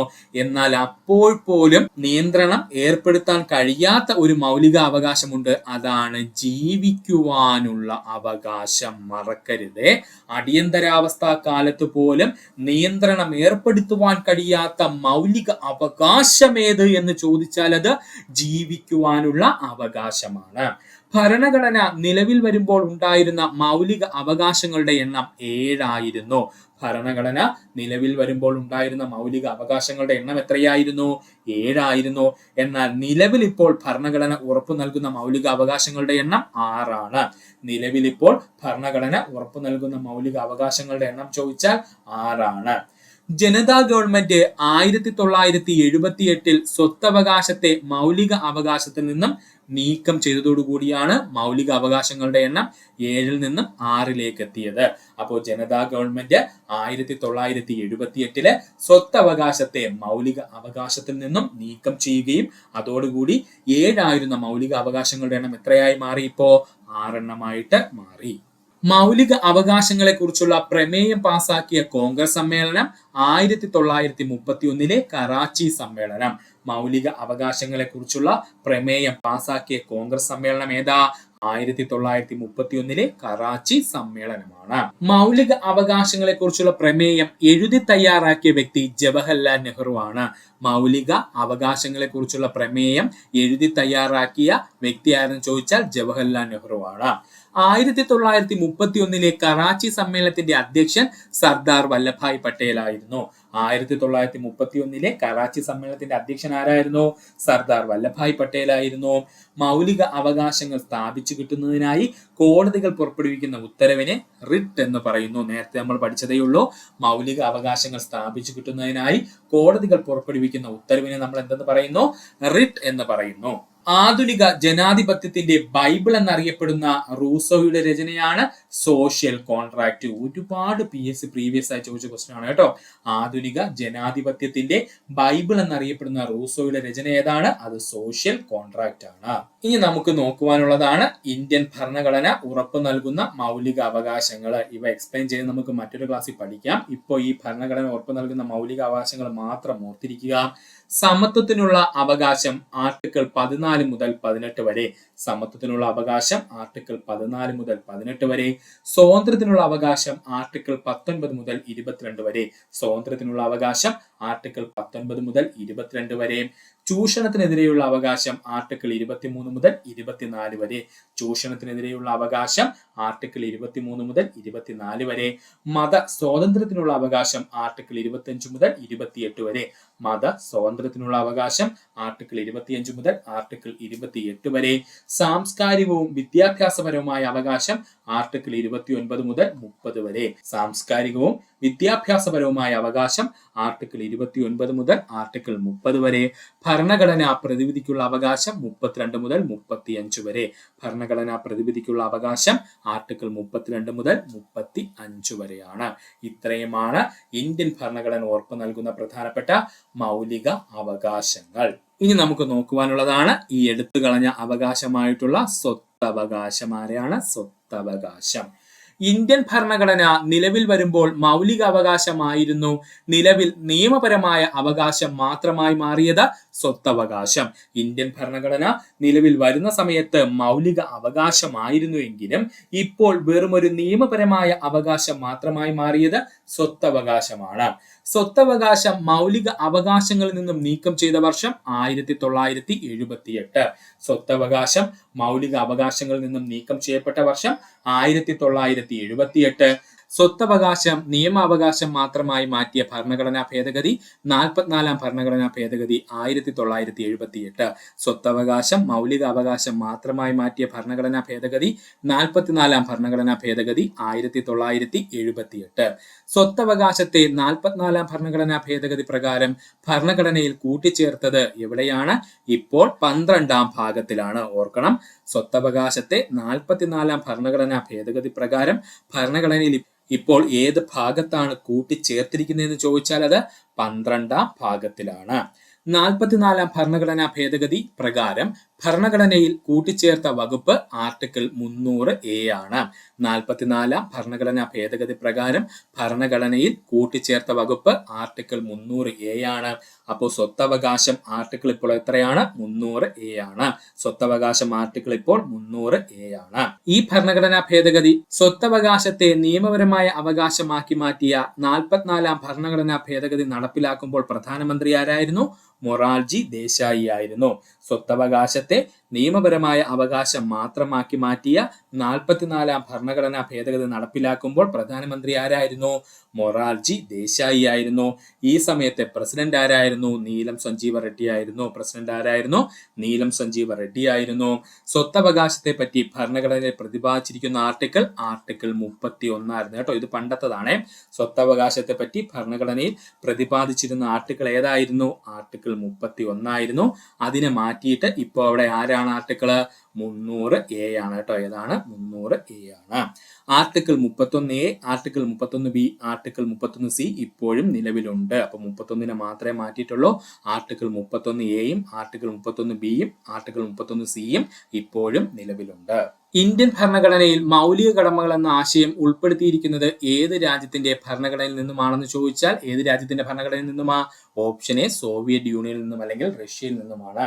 ഇന്ത്യൻ ഭരണഘടനയിൽ മൗലിക കടമകൾ എന്ന ആശയം ഉൾപ്പെടുത്തിയത് ഏത് രാജ്യത്തിന്റെ ഭരണഘടനയിൽ നിന്നുമാണെന്ന് ചോദിച്ചാൽ അത് സോവിയറ്റ് യൂണിയന്റെ ഭരണഘടനയിൽ നിന്നുമാണ്. ബ്രിട്ടനിൽ നിന്നും കടമെടുത്ത ആശയങ്ങൾ: രാഷ്ട്രത്തലവന് നാമം മാത്രമായ അധികാരം. രാഷ്ട്രത്തലവന് നാമം മാത്രമായ അധികാരം. പാർലമെന്റിന്റെ അധോസഭയിൽ അംഗമായ വ്യക്തിക്ക് മാത്രമേ പ്രധാനമന്ത്രിയാകുവാൻ കഴിയുള്ളൂ. ഇന്ത്യൻ കമ്മിറ്റി സമ്പ്രദായം. ഇന്ത്യൻ കമ്മിറ്റി സമ്പ്രദായം. കൂട്ടുത്തരവാദിത്വത്തിന്റെ തത്വങ്ങൾ. ക്യാബിനറ്റ് യോഗത്തിന് പ്രധാനമന്ത്രി അധ്യക്ഷത വഹിക്കണം. ക്യാബിനറ്റ് യോഗത്തിന് പ്രധാനമന്ത്രി അധ്യക്ഷത വഹിക്കണം. ദ്വിമണ്ഡല പാർലമെന്റ് എന്ന ആശയം. പാർലമെന്ററി ജനാധിപത്യം. ഇത്രയും ബ്രിട്ടനിൽ നിന്നും കടമെടുത്ത ആശയങ്ങളാണ്. ഒന്നുകൂടെ പറയാം. രാഷ്ട്രത്തലവന് നാമം മാത്രമായ അധികാരം. പാർലമെന്റിന്റെ അധോസഭ അതായത് ലോക്സഭ അംഗമായ വ്യക്തിക്ക് മാത്രമേ പ്രധാനമന്ത്രിയാകുവാൻ കഴിയുള്ളൂ. ഇന്ത്യൻ കമ്മിറ്റി സമ്പ്രദായം. കൂട്ടുത്തരവാദിത്വത്തിന്റെ തത്വങ്ങള്. ക്യാബിനറ്റ് യോഗത്തിന് പ്രധാനമന്ത്രി അധ്യക്ഷത വഹിക്കണം. ദ്വിമണ്ഡല പാർലമെന്റ് എന്ന ആശയം. പാർലമെന്ററി ജനാധിപത്യം. ഇത്രയും എടുത്തിരിക്കുന്നത് ബ്രിട്ടനിൽ നിന്നുമാണ്. ബ്രിട്ടനിൽ നിന്നും കടമെടുത്ത മറ്റ് ആശയങ്ങളാണ് ക്യാബിനറ്റ് സമ്പ്രദായം. എന്താണ് ക്യാബിനറ്റ് സമ്പ്രദായം? റിട്ട് വ്യവഹാരത്തിന്റെ ആശയങ്ങൾ. ഏക പൗരത്വം. കൂടുതൽ അധികാരങ്ങൾ പാർലമെന്റിന്റെ അധോസഭയ്ക്ക് ആയ ലോകസഭയ്ക്ക് നൽകിയിരിക്കുന്നു. കൂടുതൽ അധികാരങ്ങൾ പാർലമെന്റിന്റെ അധോസഭയായ ലോകസഭയ്ക്ക് നൽകിയിരിക്കുന്നു. നിയമനിർമ്മാണത്തിന്റെ നടപടിക്രമങ്ങൾ. നിയമവാഴ്ച എന്നിവയും എവിടെ നിന്നാണ് കടമെടുത്തിരിക്കുന്നത്? ബ്രിട്ടനിൽ നിന്നുമാണ് കടമെടുത്തിരിക്കുന്നത്. അപ്പോൾ ബ്രിട്ടനിൽ നിന്ന് കടമെടുത്തിരിക്കുന്ന മറ്റെന്തൊക്കെയാണ്? ക്യാബിനറ്റ് സമ്പ്രദായം, റിട്ട് വ്യവഹാരത്തിന്റെ ആശയങ്ങള്, ഏക പൗരത്വം, കൂടുതൽ അധികാരങ്ങൾ പാർലമെന്റിന്റെ അധോസഭയായ ലോകസഭയ്ക്ക് നൽകിയിരിക്കുന്നു, നിയമനിർമ്മാണത്തിന്റെ നടപടിക്രമങ്ങൾ, നിയമവാഴ്ച എന്നിവയാണ്. കൺട്രോളർ ആൻഡ് ഓഡിറ്റർ ജനറൽ, നിയമസഭാ സ്പീക്കർ. ഇന്ത്യയിൽ കേന്ദ്രത്തിലും സംസ്ഥാനങ്ങളിലും പബ്ലിക് സർവീസ് കമ്മീഷനുകളെ സ്ഥാപിച്ചിരിക്കുന്നു. സിവിൽ സർവീസിന്റെ ഘടന, ഇലക്ഷൻ കമ്മീഷൻ, ഇത്രയും എവിടെ നിന്നാ കടമെടുത്തിരിക്കുന്നത്? ബ്രിട്ടനിൽ നിന്നുമാണ് കടമെടുത്തിരിക്കുന്നത്. ഇതിൽ ഡോക്ട്രിൻ ഓഫ് പ്ലഷർ എന്ന് പറയുന്ന ഒന്നുമില്ല സുഹൃത്തുക്കളെ. ആദ്യ കാലത്തൊക്കെ ഈ ഡോക്ട്രിൻ ഓഫ് പ്ലഷർ എന്ന് പറഞ്ഞ നിയമം കൊണ്ടുവന്നത് ബ്രിട്ടനിലാണ്. അവിടെ എന്താ സംഭവിച്ചതെന്ന് ചോദിച്ചാൽ, അവിടെയുള്ള രാജാക്കന്മാർക്ക് നേരിട്ട് സിവിൽ സർവീസിൽ ഉദ്യോഗസ്ഥന്മാരെ പിരിച്ചുവിടാനുള്ള അവകാശമുണ്ടായിരുന്നു. ഇങ്ങനെ അവർക്ക് താല്പര്യമില്ലെങ്കിൽ എന്ത് ചെയ്യും? സിവിൽ സർവീസ് ഉദ്യോഗസ്ഥരെ അപ്പോൾ തന്നെ അങ്ങ് പിരിച്ചുവിടും. അപ്പോ ഇങ്ങനെ വന്നപ്പോഴത്തേക്കും ഈ സിവിൽ സർവീസ് ഉദ്യോഗസ്ഥരെ ഈ പറഞ്ഞിരിക്കുന്ന രാജാവിന്റെ കൂടെ തന്നെ നടക്കുന്നവരായി. കാരണം എന്താ? അവർക്ക് ജോലി വേണം. അതുകൊണ്ട് രാജാവ് എന്ത് പറഞ്ഞാലും അതുപോലെ കേൾക്കും. അപ്പോൾ അങ്ങനെ ഒരു നിയമം ഉണ്ടായിരുന്നു. ആ നിയമത്തെയാണ് ഡോക്ട്രിൻ ഓഫ് പ്ലഷർ എന്ന പേരിൽ അറിയപ്പെടുന്നത്. ജസ്റ്റ് ഒന്ന് ഓർത്തിരുന്നാൽ മതി. അപ്പോ ബ്രിട്ടനിൽ നിന്നും കടമെടുത്ത മറ്റു പ്രധാനപ്പെട്ട ആശയങ്ങൾ എന്തൊക്കെയാ? കൺട്രോൾ ആൻഡ് ഓഡിറ്റർ ജനറൽ, നിയമസഭ സ്പീക്കർ, ഇന്ത്യയിൽ കേന്ദ്രത്തിലും സംസ്ഥാനത്തിലും പബ്ലിക് സർവീസ് കമ്മീഷനുകളെ സ്ഥാപിച്ചിരിക്കുന്നത്, സിവിൽ സർവീസിന്റെ ഘടന, election commission, doctrine of pleasure. ഇനി നമുക്ക് നോക്കുവാനുള്ളത് അമേരിക്കയിൽ നിന്നും കടമെടുത്തിട്ടുള്ള ആശയങ്ങളാണ്. വളരെ ഇമ്പോർട്ടന്റ് ആണ്. അമേരിക്കയിൽ നിന്നും കടമെടുത്തിട്ടുള്ള ആശയങ്ങൾ. ഭരണഘടനയെ വ്യാഖ്യാനിക്കുന്നതിനുള്ള അധികാരം സുപ്രീം കോടതിക്ക് നൽകിയിരിക്കുന്നു. ഭരണഘടനയെ വ്യാഖ്യാനിക്കുന്നതിനുള്ള അധികാരം സുപ്രീം കോടതിക്ക് നൽകിയിരിക്കുന്നു. രാഷ്ട്രത്തലവന് പ്രസിഡന്റ് എന്ന പേര് നൽകിയിരിക്കുന്നു. രാഷ്ട്രത്തലവന് പ്രസിഡന്റ് എന്ന പേര് നൽകിയിരിക്കുന്നു. ലിഖിത ഭരണഘടന എന്ന ആശയം കൊണ്ടുവന്നത് അമേരിക്കയിൽ നിന്നുമാണ്. ലിഖിത ഭരണഘടന എന്ന ആശയം ഇന്ത്യ എടുത്തത് അമേരിക്കയിൽ നിന്നുമാണ്. എല്ലാവർക്കും തുല്യ നിയമ പരിരക്ഷ ഉറപ്പുവരുത്തുക. എല്ലാവർക്കും തുല്യ നിയമ പരിരക്ഷ ഉറപ്പുവരുത്തുക. സായുധ സേനകളുടെ പരമോന്നത മേധാവിയായി പ്രസിഡന്റിനെ അധികാരപ്പെടുത്തിയിരിക്കുന്നു. സായുധ സേനകളുടെ പരമോന്നത മേധാവിയായിട്ട് പ്രസിഡന്റിനെ അധികാരപ്പെടുത്തിയിരിക്കുന്നു. സുപ്രീം കോടതി, ഹൈക്കോടതി ജഡ്ജിമാരെ നീക്കം ചെയ്യുന്നതിന് സംബന്ധിച്ച നടപടിക്രമം, സുപ്രീം കോടതി, ഹൈക്കോടതി ജഡ്ജിമാരെ നീക്കം ചെയ്യുന്നത് സംബന്ധിച്ച നടപടിക്രമം, സ്വതന്ത്ര നീതിന്യായ വ്യവസ്ഥ, ഇത്രയും എവിടെന്നാ? അമേരിക്കയിൽ നിന്നും കടമെടുത്തിട്ടുള്ള ആശയങ്ങളാണ്. അപ്പോൾ ഒന്നുകൂടി നോക്കാം. അമേരിക്കയിൽ നിന്നും കടമെടുത്തിട്ടുള്ള ആശയങ്ങൾ ഏതൊക്കെയാ? ഭരണഘടനയെ വ്യാഖ്യാനിക്കുന്നതിനുള്ള അധികാരം സുപ്രീം കോടതിക്ക് നൽകിയിരിക്കുന്നു. രാഷ്ട്രത്തലവന് പ്രസിഡന്റ് എന്ന പേര് നൽകിയിരിക്കുന്നു. ലിഖിത ഭരണഘടന എന്ന ആശയം, എല്ലാവർക്കും തുല്യ നിയമ പരിരക്ഷ, സായുധ സേനകളുടെ പരമോന്നത മേധാവിയായി പ്രസിഡന്റിനെ അധികാരപ്പെടുത്തിയിരിക്കുന്നു. സുപ്രീം കോടതി, ഹൈക്കോടതി ജഡ്ജിമാരെ നീക്കം ചെയ്യുന്നത് സംബന്ധിച്ച നടപടിക്രമം, സ്വതന്ത്ര നീതിന്യായ വ്യവസ്ഥ. പ്രധാനമായും അമേരിക്കയിൽ നിന്നും കടമെടുത്ത മറ്റു ആശയങ്ങളാണ് ജുഡീഷ്യൽ റിവ്യൂ. എന്താണ് ജുഡീഷ്യൽ റിവ്യൂ? ഇന്ത്യൻ ഭരണഘടകങ്ങൾക്ക് സ്റ്റേറ്റ് എന്ന നാമകരണം ചെയ്തിരിക്കുന്നത്. ഇന്ത്യൻ ഭരണഘടകങ്ങൾക്ക് സ്റ്റേറ്റ് എന്ന് നാമകരണം ചെയ്തിരിക്കുന്നു. നിയമത്താൽ സ്ഥാപിതമായ നടപടിക്രമം, നിയമത്താൽ സ്ഥാപിതമായ നടപടിക്രമം. പാർലമെന്റിന്റെ ഉപരിമണ്ഡലമായ രാജ്യസഭ സംസ്ഥാനങ്ങളെയാണ് പ്രതിനിധാനം ചെയ്യുന്നത്. പാർലമെന്റിന്റെ ഉപരിസഭയായിട്ടുള്ള രാജ്യസഭ സംസ്ഥാനങ്ങളെയാണ് പ്രതിനിധാനം ചെയ്യുന്നത്. പാർലമെന്റിന്റെ ഉപരിസഭയിൽ വൈസ് പ്രസിഡന്റ് അധ്യക്ഷത വഹിക്കുന്ന രീതി. പാർലമെന്റിന്റെ ഉപരിസഭയിലെ വൈസ് പ്രസിഡന്റ് അധ്യക്ഷത വഹിക്കുന്ന രീതി. രാഷ്ട്രപതിയുടെ ഇംപീച്ച്മെന്റ്, ഇത്രയും കാര്യങ്ങൾ അമേരിക്കൻ ഭരണഘടനയിൽ നിന്നും നമ്മൾ കടമെടുത്തിട്ടുള്ളതാണ്. ഓർക്കുക. അയർലൻഡിൽ നിന്നും നമ്മൾ കടമെടുത്തിരിക്കുന്നതാണ് മാർഗനിർദ്ദേശക തത്വങ്ങള്, പ്രസിഡന്റിന്റെ തിരഞ്ഞെടുപ്പ്, രാജ്യസഭയിലേക്ക് അംഗങ്ങളെ നാമനിർദ്ദേശം ചെയ്യുവാനുള്ള രാഷ്ട്രപതിയുടെ അധികാരം. അയർലൻഡിൽ നിന്ന് നമ്മൾ കടമെടുത്തിരിക്കുന്ന എന്തൊക്കെയാണ്? മാർഗനിർദ്ദേശക തത്വങ്ങള്, പ്രസിഡന്റ് തിരഞ്ഞെടുപ്പ്, രാജ്യസഭയിലേക്ക് അംഗങ്ങളെ നാമനിർദ്ദേശം ചെയ്യുവാനുള്ള രാഷ്ട്രപതിയുടെ അധികാരം. ദക്ഷിണാഫ്രിക്കയിൽ നിന്ന് നമ്മൾ കടമെടുത്തിരിക്കുന്നതാണ് രാജ്യസഭയിലെ അംഗങ്ങളുടെ തിരഞ്ഞെടുപ്പും അതുപോലെ ഭരണഘടനാ ഭേദഗതിയും. തെറ്റിപ്പോവല്ലേ? രാജ്യസഭയിലേക്കുള്ള അംഗങ്ങളുടെ നാമനിർദ്ദേശം ചെയ്യുവാനുള്ള രാഷ്ട്രപതിയുടെ അധികാരം ചോദിച്ചാൽ അത് അയർലൻഡിൽ നിന്ന് കടമെടുത്തതാണ്. എന്നാൽ രാജ്യസഭയിലേക്കുള്ള അംഗങ്ങളുടെ തിരഞ്ഞെടുപ്പ് ദക്ഷിണാഫ്രിക്കയിൽ നിന്ന് കടമെടുത്തിരിക്കുന്നു.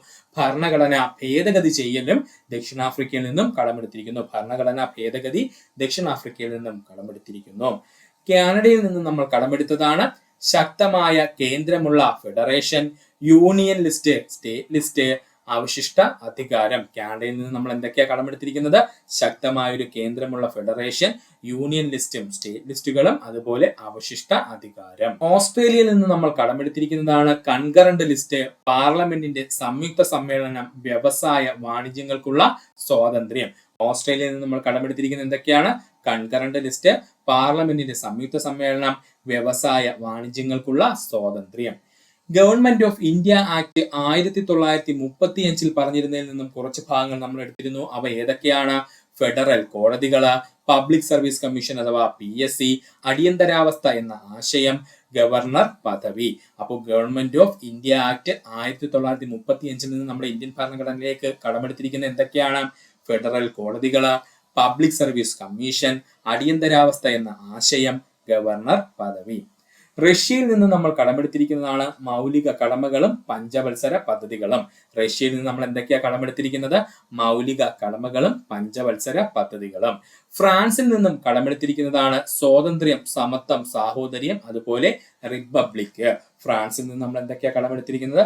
സ്വാതന്ത്ര്യം, സമത്വം, സാഹോദര്യം, റിപ്പബ്ലിക് എന്നിവയാണ്.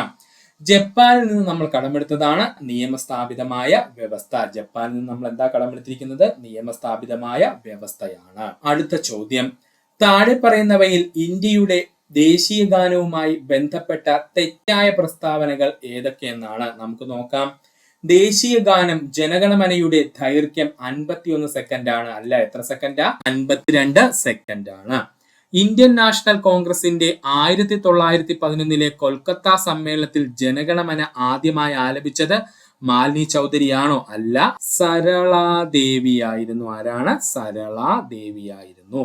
നോബൽ സമ്മാന ജേതാവായ ബംഗാളി കവി ബങ്കിം ചന്ദ്ര ചാറ്റർജിയുടെ കവിതയിലെ വരികളാണ് ദേശീയ ഗാനത്തിൽ ഉൾപ്പെടുത്തിയിട്ടുള്ളത്. തെറ്റാണ്. ദേശീയ ഗാനം എഴുതിയത് ആരാ?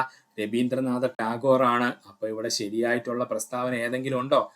അപ്പൊ ഇതിനകത്ത് പറഞ്ഞിരിക്കുന്ന 3 പ്രസ്താവനകളും തെറ്റാണ്. സോ ഓപ്ഷൻ ഡി, ഇവയെല്ലാം തെറ്റാണ്. നമുക്ക് നോക്കാം ദേശീയ ഗാനം. ഇന്ത്യയുടെ ദേശീയ ഗാനം ജനഗണമന. ഇന്ത്യയുടെ ദേശീയ ഗാനം എന്താണ്? ജനഗണമനയാണ്. ഇന്ത്യയുടെ ദേശീയ ഗാനം രചിച്ച വ്യക്തി രവീന്ദ്രനാഥ ടാഗോർ ആണ്. ഇന്ത്യയുടെ ദേശീയ ഗാനം രചിച്ച വ്യക്തി രവീന്ദ്രനാഥ ടാഗോർ ആണ്.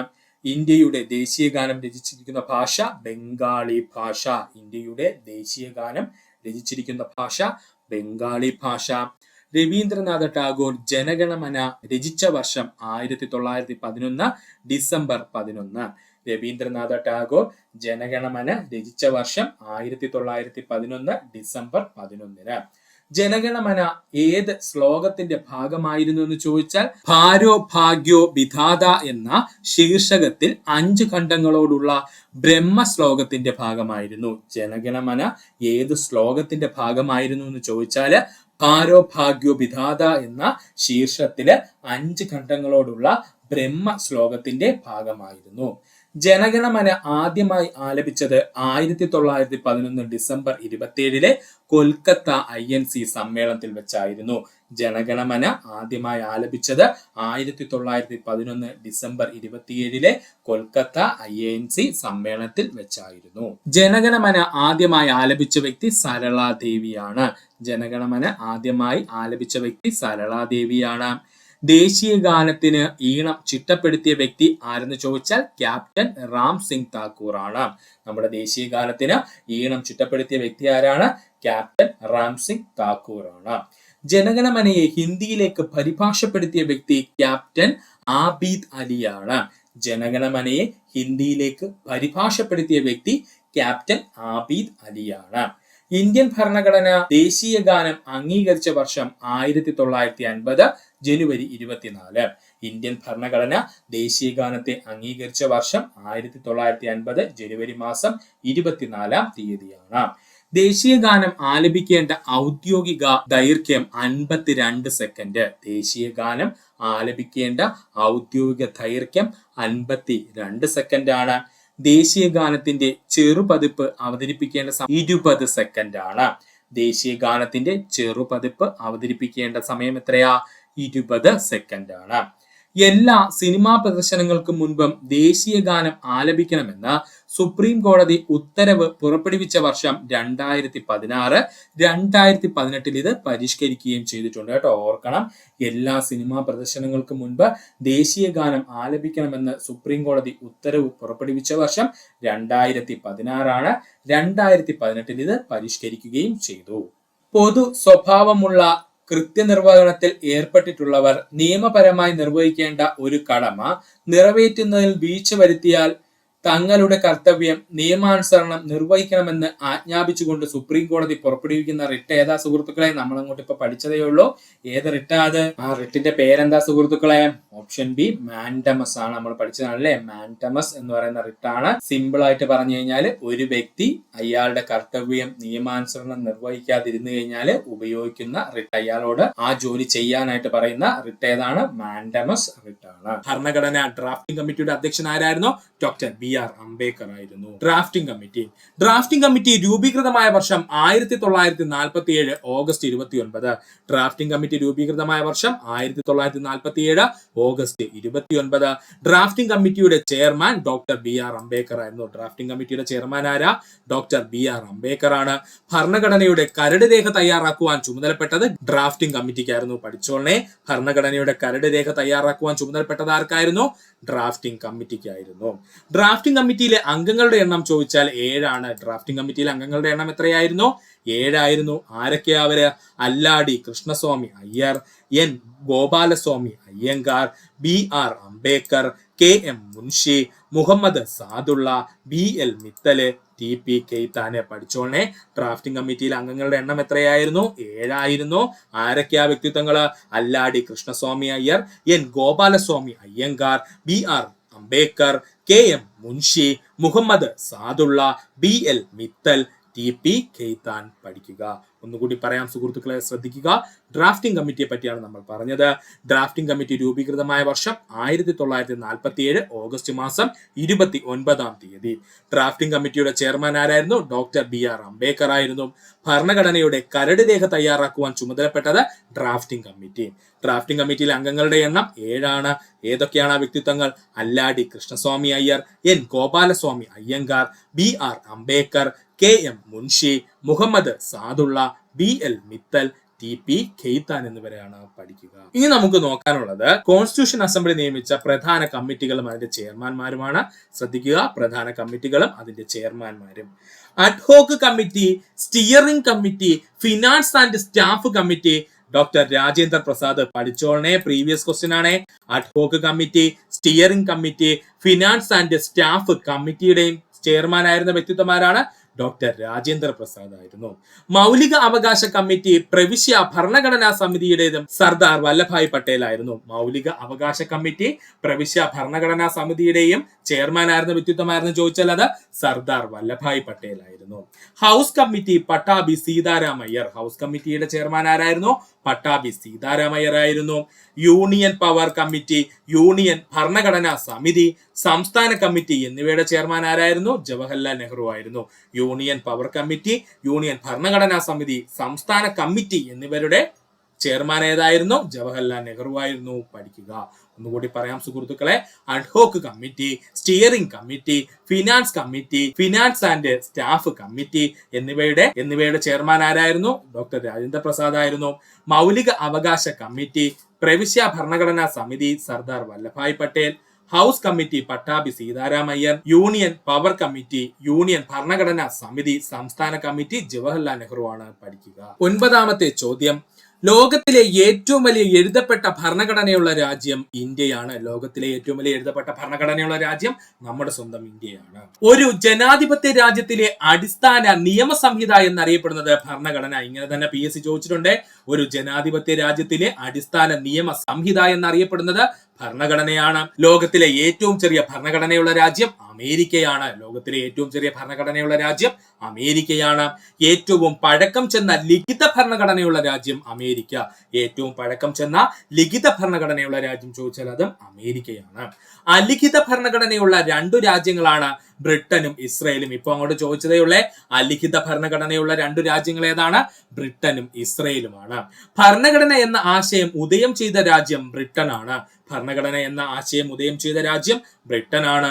ലോകത്തിലെ ആദ്യത്തെ ജനാധിപത്യ രാജ്യം, ജനാധിപത്യത്തിന്റെ കളിത്തൊട്ടിൽ എന്നിങ്ങനെ അറിയപ്പെടുന്നത് ഗ്രീസ് ആണ്. പഠിച്ചോളനെ, ലോകത്തിലെ ആദ്യത്തെ ജനാധിപത്യ രാജ്യം എന്നും ജനാധിപത്യത്തിന്റെ കളിത്തൊട്ടിൽ എന്നിങ്ങനെ അറിയപ്പെടുന്ന രാജ്യം ഗ്രീസ് ആണ്. ആധുനിക ജനാധിപത്യത്തിന്റെ നാട് ബ്രിട്ടൻ ആണ്. ആധുനിക ജനാധിപത്യത്തിന്റെ നാട് ഏതാണ്? ബ്രിട്ടൻ ആണ്. പ്രത്യക്ഷ ജനാധിപത്യത്തിന്റെ ആലയം എന്നറിയപ്പെടുന്നത് സ്വിറ്റ്സർലൻഡ് ആണ്. പഠിച്ചോളനെ, പ്രത്യക്ഷ ജനാധിപത്യത്തിന്റെ ആലയം എന്നറിയപ്പെടുന്ന രാജ്യം ഏതാണ്? അത് സ്വിറ്റ്സർലൻഡ് ആണ്. ഒന്നുകൂടി പറയാം സുഹൃത്തുക്കളെ, ശ്രദ്ധിക്കുക. ഒരു ജനാധിപത്യ രാജ്യത്തിന്റെ അടിസ്ഥാന നിയമസംഹിത എന്നറിയപ്പെടുന്നത് ഭരണഘടന. ലോകത്തിലെ ഏറ്റവും ചെറിയ ഭരണഘടനയുള്ള രാജ്യം അമേരിക്ക. ഏറ്റവും പഴക്കം ചെന്ന ലിഖിത ഭരണഘടനയുള്ള രാജ്യം അമേരിക്കയാണ്. അലിഖിത ഭരണഘടനയുള്ള 2 രാജ്യങ്ങൾ ബ്രിട്ടനും ഇസ്രയേലും. ഭരണഘടന എന്ന ആശയം ഉദയം ചെയ്ത രാജ്യം ബ്രിട്ടനാണ്. ലോകത്തിലെ ആദ്യത്തെ ജനാധിപത്യ രാജ്യം, ജനാധിപത്യത്തിന്റെ കളിത്തൊട്ടിൽ എന്നൊക്കെ അറിയപ്പെടുന്ന രാജ്യം എന്ന് ചോദിച്ചാൽ അത് ഗ്രീസാണ്. ആധുനിക ജനാധിപത്യത്തിന്റെ നാട് എന്നറിയപ്പെടുന്നത് ബ്രിട്ടനാണ്. പ്രത്യക്ഷ ജനാധിപത്യത്തിന്റെ ആലയം എന്നറിയപ്പെടുന്ന രാജ്യം സ്വിറ്റ്സർലൻഡ് ആണ്. പഠിക്കുക. ഇനി നമ്മൾ പോകുന്നത് പ്രധാനപ്പെട്ട ഒരു കോഡിലേക്കാണ്. കോഡ് എന്നുള്ളത് സുഹൃത്തുക്കൾ നോക്കി വെച്ചേക്കുക. ആർട്ടിക്കിൾ 14 മുതൽ ആർട്ടിക്കിൾ 18 വരെ നമുക്ക് ഇനി പച്ചവെള്ളം പോലെ അങ്ങ് പഠിക്കാം. അതിനു വേണ്ടിയിട്ടുള്ള കോഡാണ് നമ്മൾ പറയാൻ പോകുന്നത്. TVA IBയിൽ ചേർന്നു എന്നങ്ങ് പഠിച്ചു വയ്ക്കാൻ ബുദ്ധിമുട്ടില്ലല്ലോ സുഹൃത്തുക്കളെ. എന്താണ് TVA എവിടെ ചേർന്നു? IBയിൽ എന്ത് ചെയ്തു? ചേർന്നു. എന്നിട്ട് എന്ത് ചെയ്യുക? 14, 15, 16, 17, 18 എന്ന് നേരെ താഴെയായിട്ട് എന്ത് ചെയ്യുക? എഴുതുക. നമ്മളിവിടെ കാണിച്ചിരിക്കുന്നത് പോലെ 14 മുതൽ ആർട്ടിക്കിൾ 18 വരെയുള്ള മുഴുവനും നിങ്ങൾക്ക് ഈസി ആയിട്ട് കിട്ടും. ടി എന്ന് പറഞ്ഞു കഴിഞ്ഞാൽ തുല്യരാണ് എന്നാണ് ഉദ്ദേശിക്കുന്നത്. ടി എന്ന് പറഞ്ഞു കഴിഞ്ഞാൽ മലയാളത്തിലെ തുല്യരാണ് എന്നാണ് ഉദ്ദേശിക്കുന്നത് ആർട്ടിക്കിൾ 14. അപ്പൊ ടിയുടെ താഴെ വന്നേക്കുന്നത് 14 അപ്പൊ ടി എന്ന് പറഞ്ഞാൽ തുല്യരാണ് എന്നാണ് പറഞ്ഞിരിക്കുന്നത് ആർട്ടിക്കിൾ 14.